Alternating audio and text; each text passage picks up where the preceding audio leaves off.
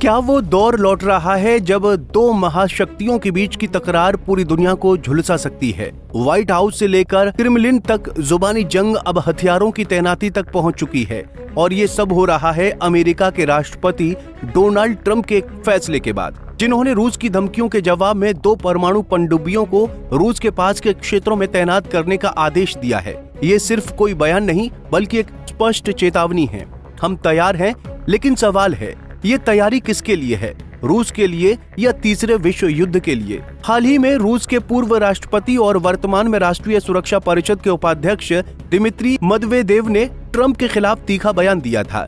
उन्होंने ट्रंप पर रूस को अल्टीमेटम देने का आरोप लगाया और चेतावनी दी कि हर नया अल्टीमेटम एक युद्ध की ओर कदम है। इतना ही नहीं, उन्होंने ट्रंप को यह भी याद दिलाया कि रूस कोई ईरान नहीं है जिसे धमकाकर दबाया जा सके। इसके जवाब में ट्रंप ने अपना ट्रंप कार्ड चल दिया। ट्रूथ सोशल पर एक पोस्ट में उन्होंने खुलासा किया कि उन्होंने 2 परमाणु पनडुब्बियों को तैनात करने का आदेश दे दिया है। ट्रंप का ये कदम एक तरह से रूस के लिए स्पष्ट संदेश है। बात अब सिर्फ शब्दों की नहीं रही। डोनाल्ड ट्रंप ने अपने पोस्ट में लिखा कि शब्द महत्वपूर्ण होते हैं और कभी कभी इनके परिणाम उम्मीद से कहीं ज्यादा खतरनाक होते हैं। मुझे उम्मीद है कि ये ऐसा कोई मामला नहीं होगा।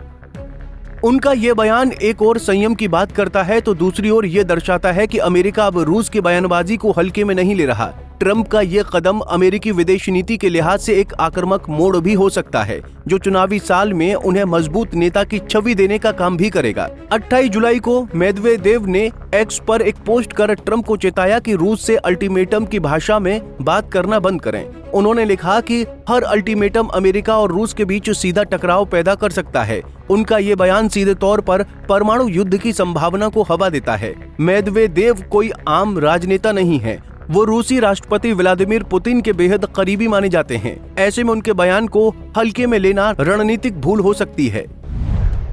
अमेरिका द्वारा 2 परमाणु पनडुब्बियों की तैनाती केवल सैन्य तैयारी नहीं, बल्कि राजनीतिक और मनोवैज्ञानिक दबाव बनाने की रणनीति है। ये पनडुब्बियां ऐसी जगहों पर भेजी गई हैं जहां से रूस की गतिविधियों पर नजर रखना संभव है और साथ ही जवाबी कार्रवाई का सामर्थ्य भी बना रहे। ट्रंप का ये कदम दर्शाता है कि यदि रूस ने अपनी बयानबाजी को हकीकत में बदलने की कोशिश की तो अमेरिका जवाब देने में देर नहीं करेगा।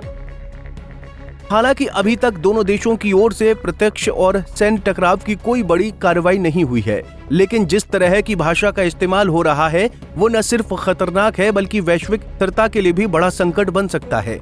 यूक्रेन युद्ध से पहले भी इसी तरह की बयानबाजी और सैन्य तैयारियां देखी गई थीं, और अब जब बात 2 परमाणु महाशक्तियों की है तो जरा सी चूक भी दुनिया को एक तबाही की ओर ले जा सकती है।